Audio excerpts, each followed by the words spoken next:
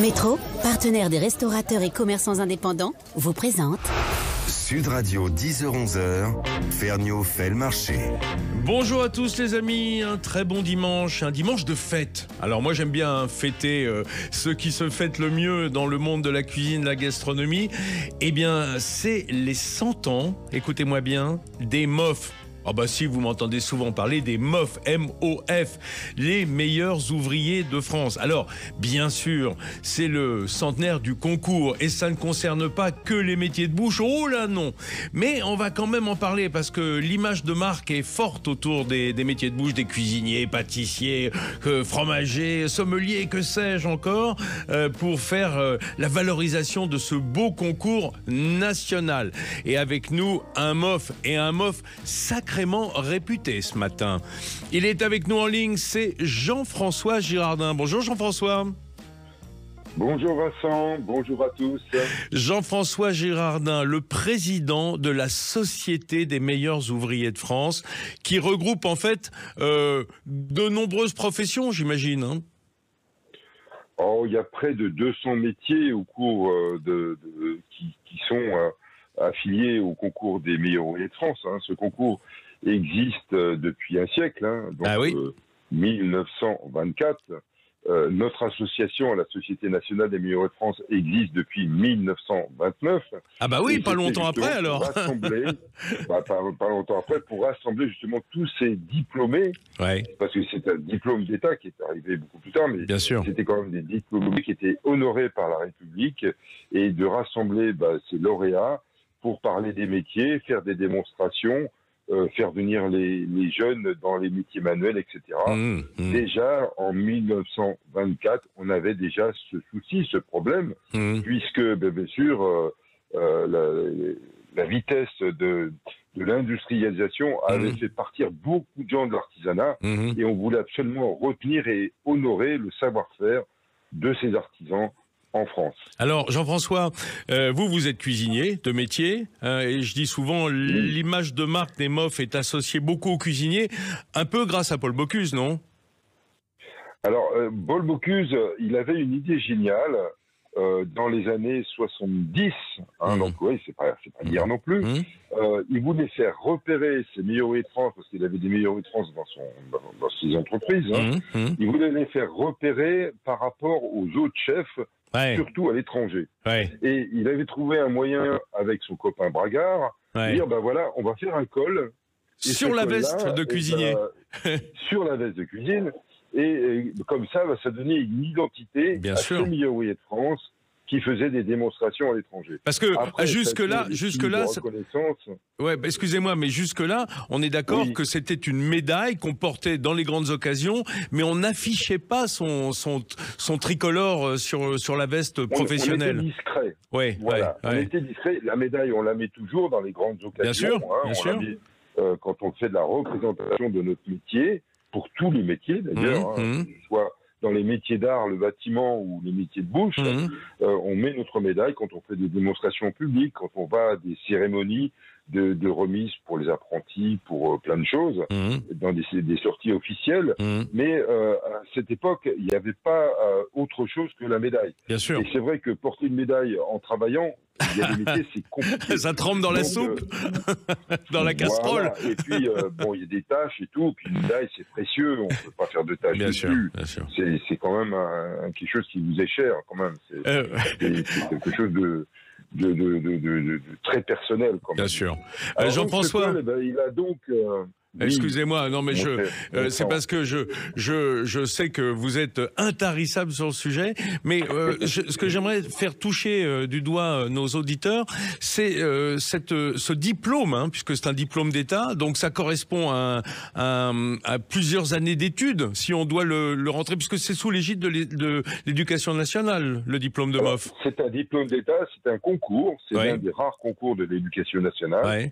Qui est donc un diplôme d'État, qui est un niveau un peu plus bac plus 2. Bon, c'est à revoir. Parce que les années qui viennent. S'il suffisait d'avoir bac plus 2 pour avoir le col bleu blanc rouge, ça se saurait. Hein. C'est pour ça que c'est un concours d'ailleurs, parce que ce concours est fait surtout sur les connaissances professionnelles, sur les gestes professionnels, sur le savoir-faire. Donc c'est difficile de le mettre dans une grille particulière. Et on lui reconnaît un sérieux incroyable. Hein. Je veux dire les MOF, quelle que soit la profession, ils s'illustrent dans leur profession. Ils sont reconnus comme étant un peu les maîtres de leur profession. C'est des représentants de l'artisanat français au plus haut niveau. C'est des gens qui ont passé du temps à se préparer pour faire ce concours. Et ce concours, ça demande des fois des années de préparation. Vous savez, pour être quelqu'un qui se prétend être inscrit au concours MOF, je pense qu'il faut au moins 10 années de métier. Un métier, il faut 10 ans pour quelle que soit la profession, hein. Coiffeur, photographe, tailleur de pierre, vitrailliste.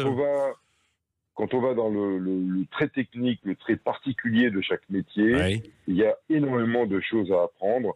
Et 10 années de belle formation dans des établissements de qualité, je vois ça même pour les métiers du bâtiment et autres, il y a énormément de choses à apprendre. Et on a fait le tour du métier au bout de 10 ans. Après, on fait que s'améliorer parce que, vous savez, souvent la meilleure de France, je parle pour les métiers d'art, pour les métiers du bâtiment, vous découvrez toujours des choses nouvelles. On va vous demander toujours des difficultés que vous n'avez jamais eues et trouver des solutions.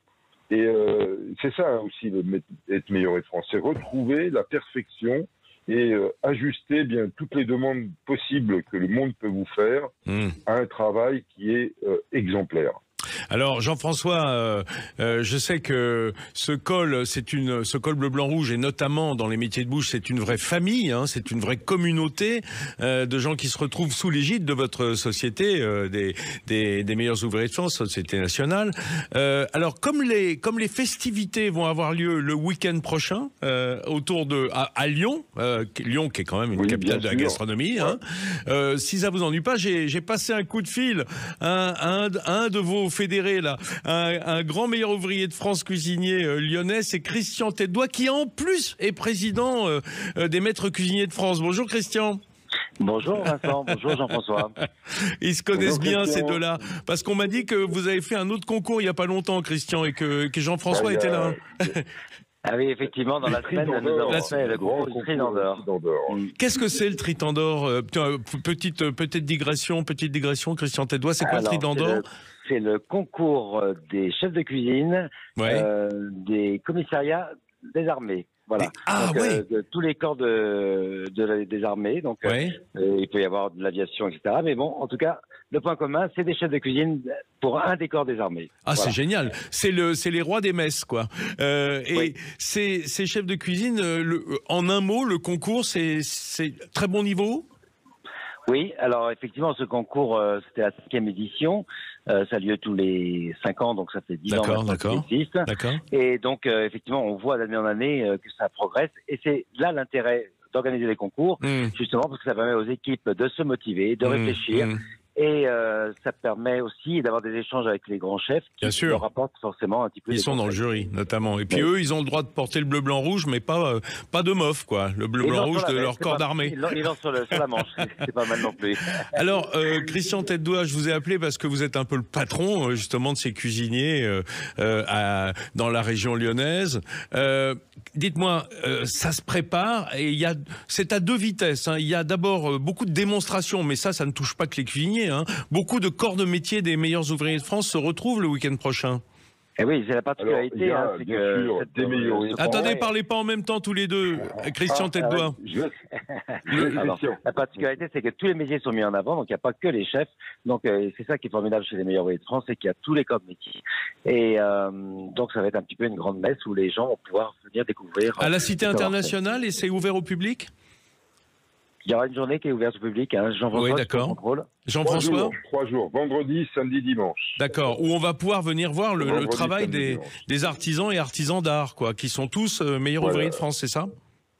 Voilà, donc il y a des grandes marques, hein, il y a des grandes sociétés, des grandes entreprises qui ont délégué des meilleurs ouvriers de France de leur entreprise pour faire des démonstrations pendant 3 jours, surtout pour faire venir des classes de toute la région lyonnaise qui, pendant ces jours, pourront découvrir des métiers et peut-être choisir le métier de leur vie ce jour-là. Ah oui, c'est ça aussi, hein, c'est du recrutement en perspective. Les jeunes, quand on voit les meilleurs. Sur les métiers de l'artisanat. Ouais. Christian, dites-moi, en quelle année avez-vous été MOF, vous ?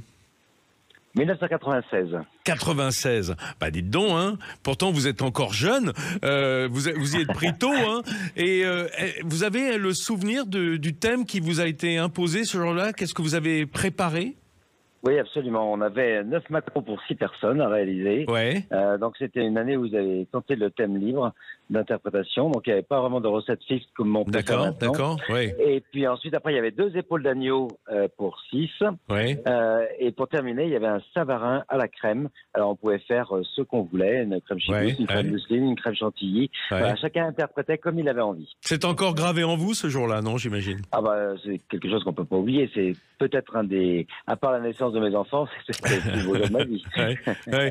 Mais alors, qu'est-ce que ça... Alors, j'insiste sur l'importance que ça a à Lyon, étant cuisinier, d'être meilleur ouvrier de France, peut-être plus qu'ailleurs, sous l'ère Bocuse, hein, parce que vous étiez en plein dedans à cette époque-là. Eh oui, moi j'ai eu la chance effectivement de grandir à ses côtés et donc j'ai été meilleur apprenti de France chez lui et plus tard bien sûr il m'a suivi pour que je prépare ce concours des meilleurs ouvriers de France. Donc voilà, pour moi c'est... Ça a changé votre vie de chef ? Est-ce que le titre de MOF et le col bleu blanc rouge, on peut dire que ça a changé votre vie ? Oui, parce que vous savez, être bon un jour, c'est pas forcément le plus difficile, mais en rester digne tout au long de sa vie, c'est beaucoup plus dur. Ah, donc ce jour-là, j'ai senti tout un poids sur mes épaules et je me suis dit maintenant, tu as intérêt d'y aller au charbon tous les jours et d'être exemplaire, à la fois avec tes collaborateurs, mais aussi avec bien sûr nos clients. D'accord. Jean-François Girardin, si j'ai bien compris, direction Lyon, si on est bleu, blanc, rouge, ou même si on s'intéresse au métier de l'artisanat et de l'artisanat d'art, le week-end prochain, pour aller voir tous ces beaux artisans. Le 7, 8, 9, hein, donc c'est ouvert au public, c'est gratuit, hein, bien sûr. Ouais. Et donc il y aura tous les jours 40 artisans qui feront des démonstrations tout au long de la journée, justement pour voir défiler les classes de la région, les classes des jeunes, qui pourront découvrir des métiers qu'ils n'ont peut-être jamais entendu parler. Et puis amicalement, on a le comité Colbert qui est avec nous, la main du luxe. Eh bien sûr. Ces grandes enseignes du luxe français. C'est eux qui recrutent chez les MOF. Voilà, notamment. Qui ont beaucoup de meilleurs ouvriers de France dans les métiers pour les objets de luxe qu'ils fabriquent. Ouais. Ils seront là avec nous pour ces animations, en même temps que l'exposition nationale du concours des 1 meilleur apprenti de France, où il y aura plus de 3000 mètres carrés d'exposition, donc vous voyez, c'est très grand. Qui est une marche vers le MOF, hein, le MAF. Hein. Voilà, quand on est MAF, ce qui se prépare après, 10 ans après, c'est le MOF. Voilà. Pour tous les métiers. Bon, super. On a beaucoup de MOF qui ont été MAF avant, grâce à ce concours. On a mis ces jeunes dans les étriers de la compétition professionnelle. Et c'est que pour leur bien, parce que ils ont rencontré des entrepreneurs, des patrons qui ont fait que ils ont été bien encadrés, ils ont appris beaucoup de choses et ils sont dans les meilleurs ouvriers de France. Jean-François, je pense que c'est une chose extraordinaire. Je sais que ça vous tient énormément à cœur, hein, ces meilleurs apprentis de France, c'est aussi votre œuvre. Christian Tête-Doigt, il va falloir que je rende l'antenne, comme on dit.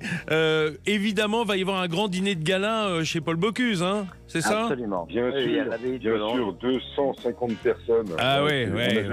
Tous vos camarades et d'autres. Eh bien, vous savez quoi ? Dans quelques minutes, je vais passer un coup de fil à Olivier Couvin, un des 2 chefs du restaurant Paul Bocuse, pour qu'il nous parle un peu de ce qui se prépare du côté de chez Bocuse. Merci messieurs. Bravo. Merci messieurs et bon dimanche à vous. Allez. Voilà, bon dimanche à tout le monde. On se retrouve tout de suite. Métro, partenaire des restaurateurs et commerçants indépendants, vous présente Sud Radio 10h-11h, Ferniaud fait le marché. Allez, on continue avec ce 100e anniversaire, c'est quelque chose quand même, du concours des meilleurs ouvriers de France. Et juste avant la pub, on était avec Christian Tête-Doigt, le patron des maîtres cuisiniers de France, mais aussi meilleur ouvrier de France et surtout lyonnais. Alors vous savez, hein, quand on est chef, MOF et lyonnais, c'est quelque chose. Et vous savez quoi ? On retourne à Lyon direct. Sud Radio, Ferniaud fait le marché. Enfin, à Lyon, soyons plus précis. À côté de Lyon, à Collonges-au-Mont-d'Or, qui parle à certains d'entre nous, hein, ce nom de commune. Et je suis au restaurant Paul Bocuse avec un des deux chefs, qui est Olivier Couvin. Bonjour Olivier. Bonjour Vincent.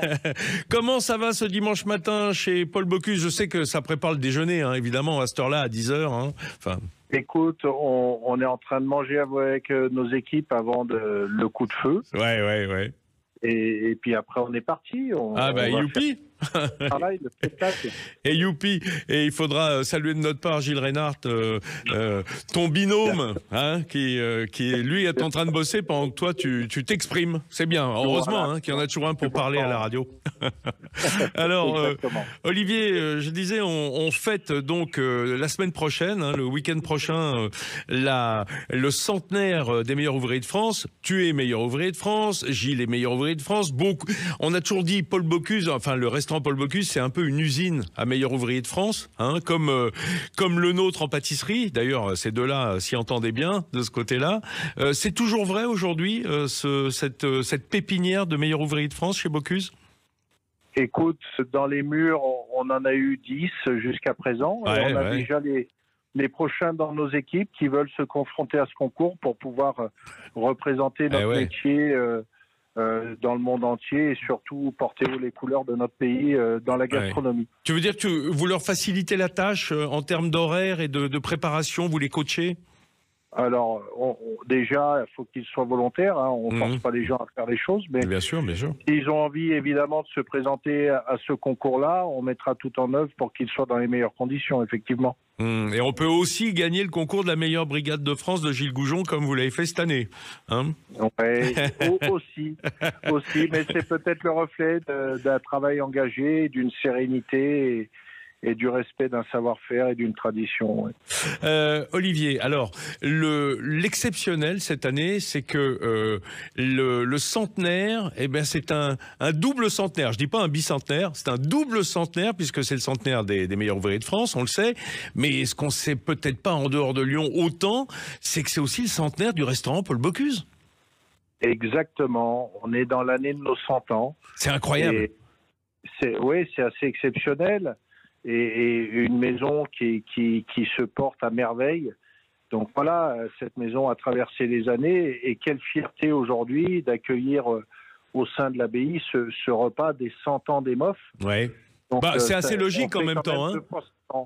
C'est logique, il n'y a jamais vraiment de logique, mais en tout cas, le lieu s'y prête et tout ce qui tourne autour de Monsieur Paul, je pense que le titre et la valeur de ce concours, on lui doit bien ça. En tout cas, il les a portés très haut, ces couleurs, et avec beaucoup de fierté dans le monde entier. Bah oui, d'autant que Jean-François Girardin nous le disait dans le premier quart d'heure, il a eu cette idée de génie de mettre le col bleu blanc rouge sur la veste professionnelle. Hein.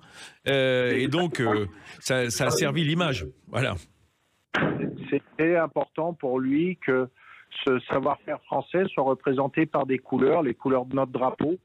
Et quand on était dans le monde, quand il allait dans le monde entier, voilà, avoir ces couleurs autour du cou, tout de suite, ça parlait aux gens.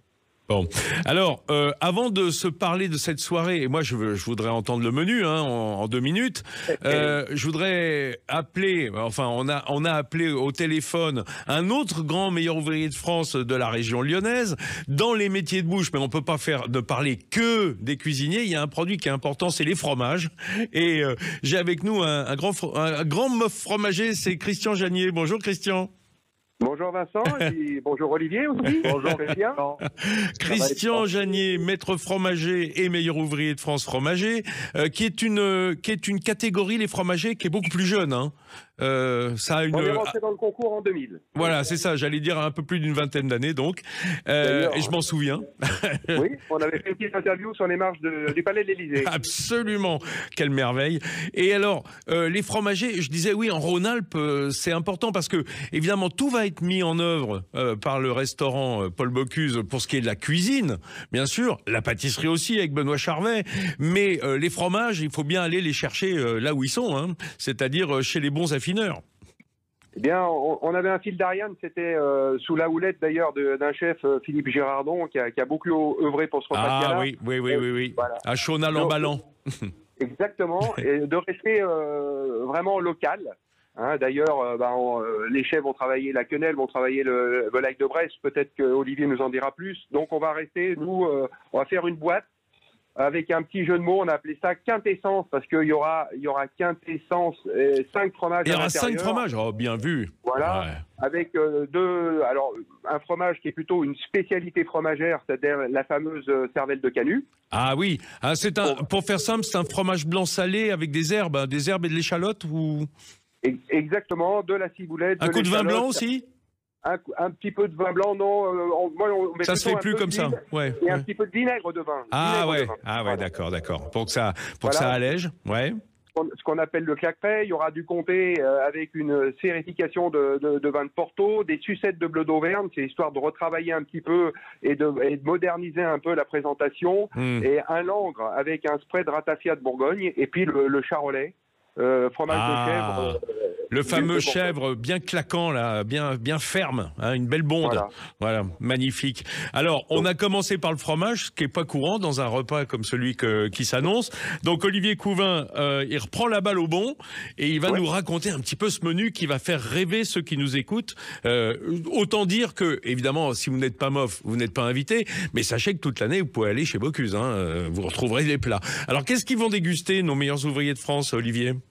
Alors, ils seront accueillis déjà avec un bel apéritif réalisé par plein d'intervenants différents, hein, que ce soit des MOF écaillés, MOF cuisine. On aura Jean-Hugues Vianney qui sera sur les cahiers, Philippe Girardon qui réalisera 3 belles pièces à l'apéritif. D'accord. Et on voulait mixer aussi des jeunes et amener des jeunes qui vont aller sur ce concours-là. Donc, on aura Jérémy Crozer. Ah, le vice-champion du monde de pâté croûte. Exactement. Avec lequel j'étais il y a 2 jours. Ah bah génial. Beau charcutier lyonnais. Mixer un peu tout ça. En amuse-bouche, on aura notre meilleur ouvrier de France primeur, Yannick Fresnon. Oui. Qui est, la 3e génération à servir notre maison. Le roi de la crudité. Oui. Tout végétal. Après, on engagera le travail, nous, avec un plat concert ici au restaurant étoilé, donc la quenelle de Sandré Omar sauce champagne. Ça y est, c'est parti. Voilà. Derrière, il y aura quelques billes noires, je crois, sur la quenelle. Ouais, on aura du caviar d'une sélection d'une belle maison italienne, Calvisius. D'accord. Voilà. Donc, du transmontanus, comme on dit. On aura de la volaille, évidemment. On ne pouvait pas faire un repas ici. La volaille de Bresse, j'imagine. La volaille de chez Miral, volaille de Bresse. On salue Valérie Miral, qui a été dans l'émission au moment des Glorieuses. Oui. Qui est toujours partant, lui, pour faire justement mettre en avant son produit et les événements qu'on doit réaliser. Donc voilà, il participe grandement. Olivier, je vais être désagréable, mais il reste 30 secondes. Hein. Donc il faut... oui. Donc volaille de Bresse en 2 façons, le suprême tendre et la cuisse travaillée en croûte. Tout avec 2 sauces, une sauce suprême morille et une sauce périgourdine pour la tourte. Et la sauce suprême morille, il n'y a pas un peu de vin jaune dedans pour se faire plaisir? Alors, on mettra peut-être un peu de Condrieu. D'accord, pour rester régional. Voilà. Bon, bah, c'est formidable. Et quand on pense au fromage dont nous parlait Christian Janier derrière, on se dit que ça mériterait de passer le concours rien que pour assister au centenaire, hein, à l'abbaye. On aura, et non pas Benoît Charvet pour les desserts, mais Philippe Iriac, génial. qui réalisera le dessert pour la soirée. Formidable. Voilà. Bah, j'aimerais bien une petite souris pour être à l'abbaye la semaine prochaine pour ce beau dîner. Mais on verra les images et puis on aura les parfums. Voilà, ok. Sans oublier, pas de repas sans bon pain. Tout le pain sera réalisé par le campus de Groisy. Eh ben, formidable. Cette belle école de cuisine. Ouais. On parle pas des vins parce qu'on aura du Condrieu, de la côte rôtie, enfin bref. Enfin voilà. Non, on laisse ouvert pour ceux qui iront voir sur les réseaux sociaux ce qu'il y avait à boire. Merci beaucoup, messieurs. Merci, mes chers MOF. Et un bon dimanche à vous deux en attendant cette belle fête. Allez, on se retrouve dans une minute et on va voyager vers une autre région. On quitte Lyon pour le Perche. Ah, si ça vous intéresse, restez avec nous. Métro, partenaire des restaurateurs et commerçants indépendants, vous présente Sud Radio, 10h-11h, Ferniaud fait le marché. Mes amis, nous avons quitté Lyon, capitale des Gaules et de la gastronomie française, et nous nous dirigeons vers une région mystérieuse, pleine des brumes, des forêts et des prés, méconnue le plus souvent, sauf des amateurs de cochons, et pas seulement. Nous allons partir pour le Perche. Sud Radio, Ferniaud fait le marché. Et alors vous allez me dire, on va dans le Perche, d'accord, mais on va passer du côté de l'Occitanie, puisqu'on va faire un détour par le Tarn. Et j'ai avec nous en ligne ce matin Adrien Léonard de la maison Montalet. Bonjour Adrien. Bonjour Vincent. Alors oui, ils vont pas comprendre tout de suite pourquoi je vous appelle vous pour aller dans le Perche, mais on va l'expliquer. Hein. D'abord, pour moi, le dénominateur commun entre vous et le Perche, c'est le cochon. Ouais, déjà, pour commencer, tout à fait, je confirme. Parce que le Perche est une région, alors à cheval, en fait, entre la Normandie et le centre Val-de-Loire, hein, globalement. Hein, oui. Et le dénominateur commun, c'est le cochon. Pas seulement, il est connu, ce Perche, pour deux animaux. D'abord, le cheval de trait, hein, le fameux percheron. Mais aussi le cochon dont Mortagne-au-Perche et Nogent-le-Rotrou sont des capitales. Et alors, vous n'êtes pas du tout de ce coin-là. Vous travaillez pour Montalet, qui est dans les monts de la Cône, dans le Tarn. Tout à fait, dans le Tarn. Alors, d'abord, un mot sur la maison Montalet. Qu'est-ce que vous faites chez Montalet ? Maison Montalet, on est charcutier salaisonnier. Donc, on travaille avec des éleveurs. Des éleveurs dans le coin du Tarn. Ouais.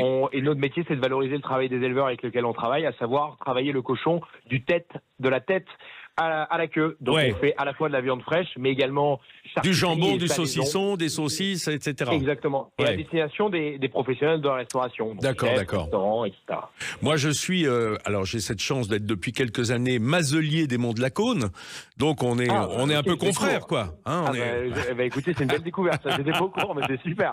Oui, c'est mon cher monsieur Auberti qui m'avait intronisé à l'époque.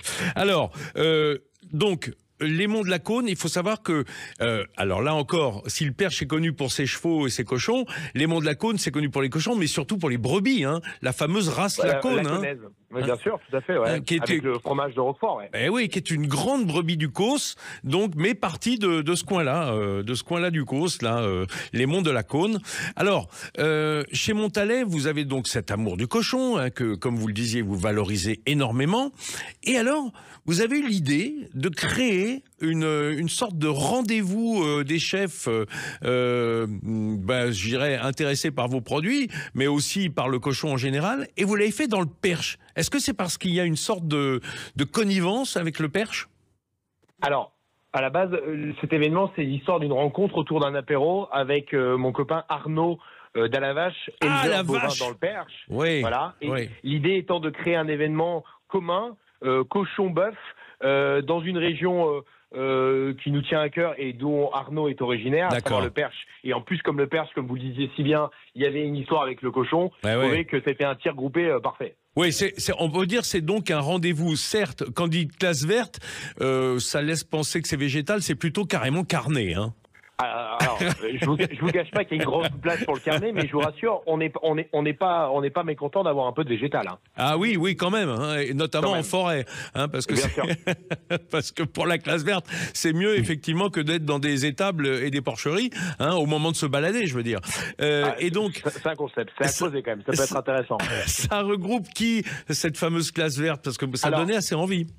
La classe verte des chefs, la 5e édition a eu lundi, elle a eu lieu ce lundi, là, dans le Perche, aux Apres, exactement. Ça a regroupé un peu plus de 120 professionnels de la restauration, de région parisienne, du Perche, mais pas que. Et ça a duré sur toute la journée, avec des copains partenaires, des professionnels de la restauration, dans la joie, la bonne humeur, et un joli moment de partage et de convivialité. Alors vous avez dû couper du saucisson ensemble, hein, j'imagine. On a coupé du saucisson, on a coupé du jambon, on a coupé aussi du bœuf, du veau, du cochon et aussi un peu de végétal. Alors, quand même, allez, c'est bien, c'est la bonne conscience. Alors, moi, ce qui me plaît bien, c'est de faire appel justement à vous, parce que pour parler d'une région comme le Perche, c'était bien de démarrer avec quelqu'un qui est pas percheron, parce que vous avez du coup ce regard extérieur émerveillé.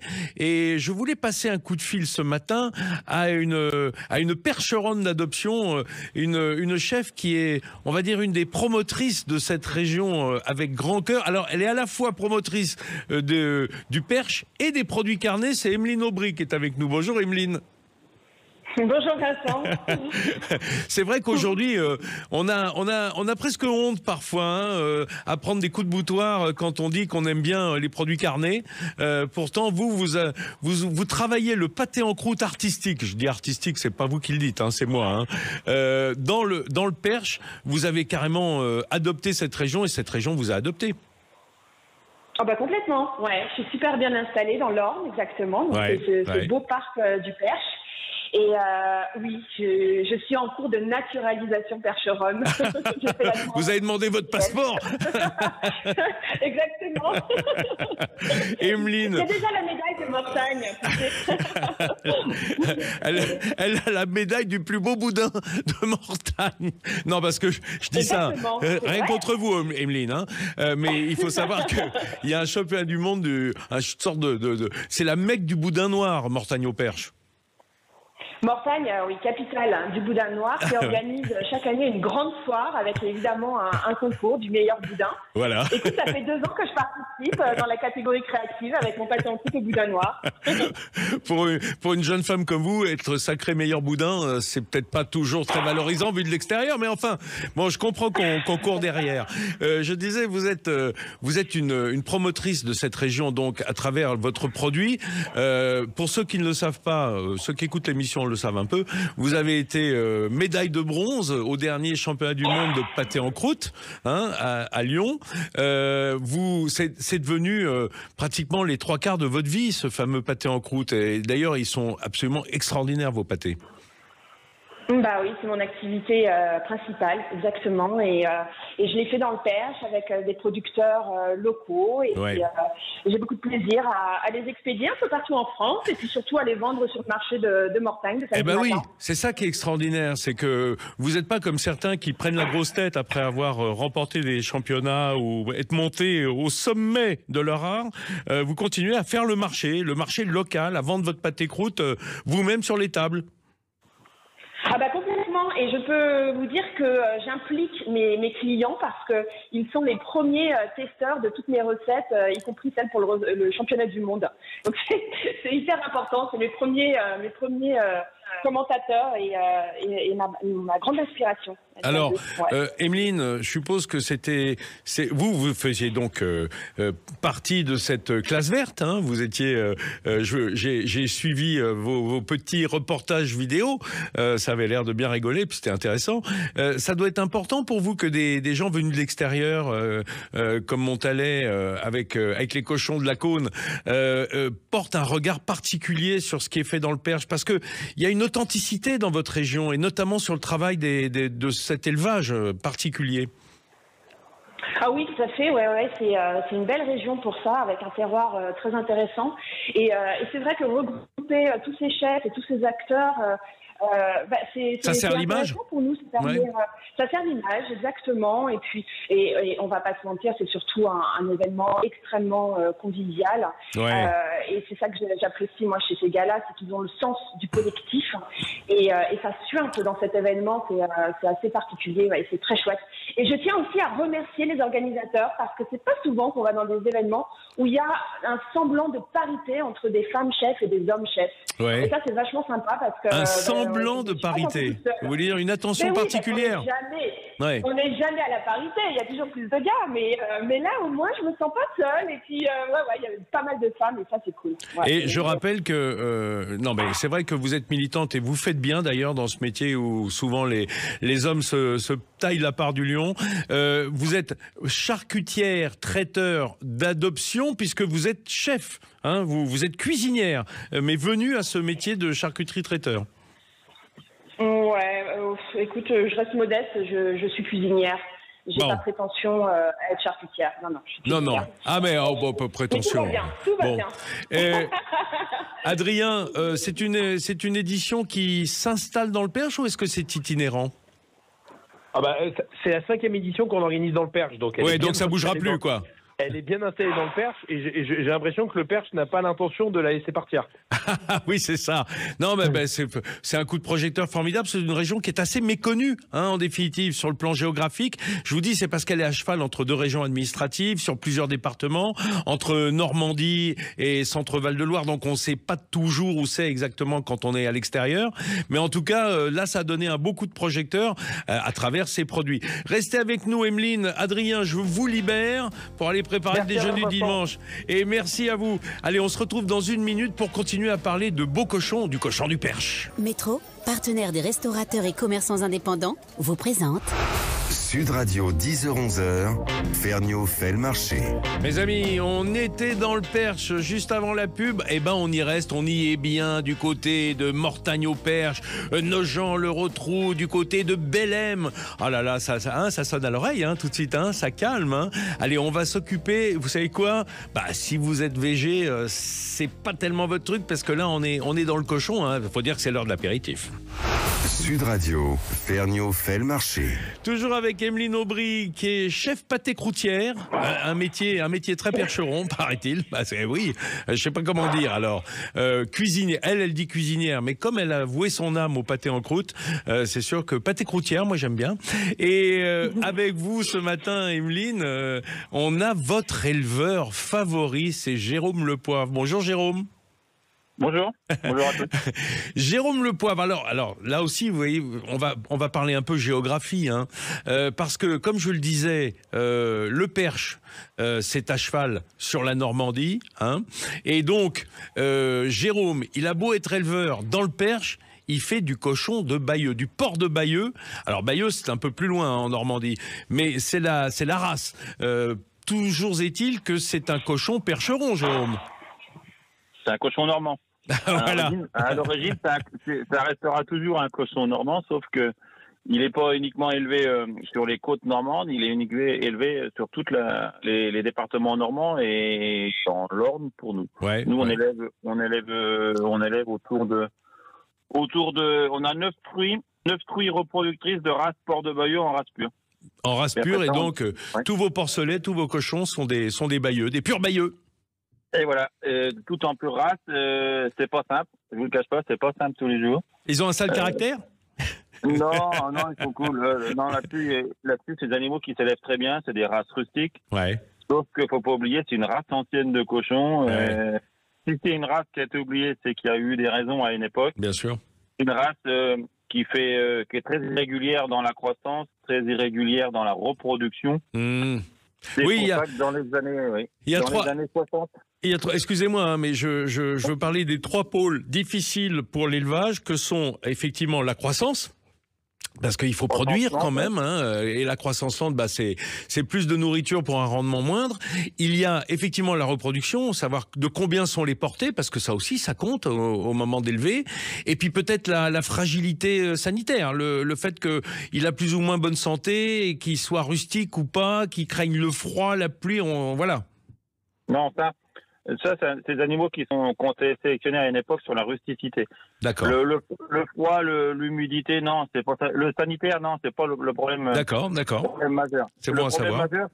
Le problème majeur, c'est principalement l'irrégularité. Ça va tout bien ou ça va tout mal. Oui, c'est un peu comme nous, quoi. Faut dire que le cochon, génétiquement, c'est ce qu'il y a de plus proche de l'homme, il paraît, dans les mammifères.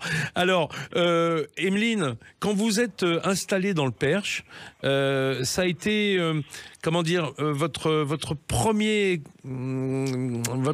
souci d'aller chercher du local, et notamment pour la matière première carnée? Oui, alors précisément, j'ai commencé à travailler avec Jérôme Lepoivre avant mon installation professionnelle dans le Perche. Donc c'est lui qui vous a attiré dans le Perche, en fait, un peu? Un petit peu. Et ben non, tu sais, on m'en a parlé tout à l'heure des organisateurs de la classe verte. Et ben c'est un des organisateurs, c'est pas Adrien, c'est l'autre. D'accord. Qui m'a attiré vers le Perche. C'est à la vache. À la vache, il vous a... Exactement, ouais. Et j'ai fait la connaissance de Jérôme et Isabelle, sa femme, dans un dîner, et on a fait affaire. Difficilement au début, il voulait pas trop me vendre, il voulait pas que son cochon il sorte du Perche, justement. Il voulait pas que son cochon il soit haché. Il voulait pas qu'il soit haché dans des pâtés, quoi. Il voulait le garder entier, le plus possible. C'est ça, Jérôme? Oui, un petit peu ça. Oui, c'est ça, c'est vrai, exact. Qu'est-ce qui vous a motivé en définitive? C'est peut-être de voir la qualité de ce qui était produit chez Emeline aussi, non? Oui, c'était un tout. Emeline, on l'a connu bizarrement sur un dîner perché à l'époque. Perché ou percheron? Perché et. D'accord. Et c'est comme ça qu'on l'a connu. On est parti au départ tranquillement chercher un cochon pour son premier championnat du monde, je pense, pour ses essais au départ. Ouais. Et on est parti comme ça, sans savoir où c'est qu'on s'embarquait, je pense, l'un comme l'autre. Et depuis quelques années maintenant, on lui fournit pas mal de marchandises, d'échine, de poitrine, d'échine, oui. Jérôme, alors on se doute bien que les deux critères principaux de l'élevage d'un cochon comme ça à croissance lente, c'est évidemment l'espace. J'imagine qu'ils sont souvent dehors, vos cochons, avec de l'espace, et aussi l'alimentation. Alors, dites-moi, qu'est-ce que ça mange un cochon de Bayeux chez vous qui se retrouve après dans le goût du produit fini? À la belle saison, là, nous sommes en plein air. On a un parc de 5 hectares et demi. Ouais. Ça veut dire qu'ils sont à l'extérieur avec des petits paddocks, des petits fils pour bien les séparer en fonction de leur âge et de leur poids. Bien sûr. Ils ont des abris, des cabanes, et après ça, la nourriture. Moi, je suis exploitant agricole. J'ai ce qu'il faut pour les nourrir. J'ai les matières premières. Ouais. Céréales, légumineuses, comment ça marche? Céréales pour l'énergie, ouais. Après ça, on met de la protéine. Ouais. Les protéines, on cultive des petits pois, des pois protéagineux, des pois de printemps. Ouais. Ça ramène la protéine. Et après ça, j'ai diverses d'autres matières premières issues de fromageries locales autour de chez nous. Du lactosérum, enfin du petit lait, quoi. Du petit lait, on appelle ça, ouais, du lactosérum, de la drèche de brasserie d'un brasseur autour de Montagne. Ah, génial. Ah oui, d'accord. Et du son des sous-produits de meunerie d'un ami qui fait du pain, le pain de Saint-Hilaire. En fait, on peut pas faire ça tout seul, quoi. Faut avoir plein de copains autour qui vous donnent leurs sous-produits, quoi. Enfin, qui vous le vendent. Vous pouvez faire ça tout seul en achetant de l'aliment tout prêt avec avec des granulés, comme on appelle des granulés, avec potentiellement des soja OGM, tout. Nous, c'est tout ce qu'on voulait pas. On a la main sur l'alimentation. On a sans doute des croissances moindres par rapport à l'alimentation qu'on leur donne. Mais quelque part, c'est un poste qui est très important, l'alimentation, sur un cochon, et au moins on a la main sur le coût de l'alimentation. Emeline Aubry, en dehors du côté purement philosophique des locavores et de l'envie de travailler avec du producteur local qui travaille bien, qui travaille sainement, proprement, au résultat dans le goût, dans le pâté, dans vos pâtés croûtes, c'est quoi la différence de prendre un cochon comme celui-là quand on le travaille? Oui, alors je vais répondre à votre question, mais avant tout, c'est aussi un choix très politique pour moi. Ah oui. C'est hyper important ce choix. C'est pas anodin et l'élevage de plein air, c'est à peine 3%, c'est 2%. Enfin, Jérôme va peut-être confirmer. En France, c'est rien du tout. Et moi, j'ai en tête le modèle chinois là qui est en train de devenir prépondérant. Et ça, c'est très grave, je trouve. Donc c'est un vrai choix politique. Donc c'est une lutte pour vous. Travailler avec un cochon. Bien sûr, oui. Exactement. Et puis alors, le résultat, c'est indéniable que c'est une viande qui a une texture, une mâche, un goût un peu à l'ancienne en fait. Et le gras infiltré dans les chairs, c'est très intéressant. Moi, vraiment, j'ai beaucoup de satisfaction à travailler cette matière. Quand vous dites filtré, ça veut dire qu'il est persillé, le cochon de Bayeux de Jérôme? Bien sûr, oui. Et puis parfois très rouge aussi. Ah oui, bien sûr. C'est une viande, c'est pas un porcelet tout rose. Pourquoi il est rouge, Jérôme? Parce qu'il broute un peu? Enfin, il mange de l'herbe? Plus vous avancez dans l'âge d'abattage de cochon, plus vous avez la viande qui va venir rosée, rouge. Ouais. Là, je vois pour Emeline, pour son dernier championnat du monde, on lui a fait abattre on l'a fait abattre une jeune truie. Ouais. Une jeune truie qui avait 2 ans ou 2 ans et demi de mémoire. Et la viande, on aurait presque dit du bœuf. C'était rouge. Ah ouais. Et ça se trouve où l'abattoir? Excusez-moi de vous poser la question parce que ça compte aussi, d'avoir un abattoir à disposition pas trop loin. On a un abattoir à moins de 35 km de chez nous. D'accord, ouais. On amène les animaux on les emmène le mercredi matin à 8h30 et l'abattage se fait dans la foulée. Il n'y a pas de stress, de nuit d'attente, de transport. Je transporte mes animaux moi-même avec ma voiture et mon vent avant un pot. Je vais les rechercher le surlendemain. Il y a le minimum de stress. On essaye de tout faire bien depuis le début. C'est pas pour... non, parce que vous les aimez, vos cochons, je sais. Oui, et puis je veux dire, c'est important de savoir que le bien-être animal, c'est évidemment pendant la vie, mais aussi au moment de l'abattage, qui est un passage obligé. Malheureusement, mais bon, nous qui sommes amateurs de viande aussi, je dis pas seulement, aussi, il faut y passer. Merci beaucoup, Jérôme Lepoivre, éleveur. Le cochon sont dans le pré, si vous voulez les retrouver sur les réseaux sociaux. Et Emeline Aubry, qu'on trouve, Emeline Aubry chef, sur Instagram notamment. Si vous voulez voir ce que c'est qu'un beau pâté en croûte, je dis que ça. Allez voir, vous n'allez pas en revenir. C'est carrément de la ciselure, de la marqueterie. C'est une splendeur. Merci à tous les deux et bon dimanche dans le Perche, sûrement avec un bon rôti de cochon à déjeuner. Voilà, mes amis, si vous étiez au marché au moment de l'émission, vous en faites pas. Vous allez retrouver cette émission en podcast sur sudradio.fr ou même sur YouTube. Je vous laisse avec les infos de 11h et après vous retrouvez Alexandre Devecchio comme tous les dimanches en toute vérité. Je vous souhaite un très bon dimanche sur Sud Radio avec ou sans cochon du Père. En tout cas pour moi, ça sera avec. Bonne journée. Sud Radio, Ferniaud fait le marché. Avec Métro, partenaire des restaurateurs et commerçants indépendants.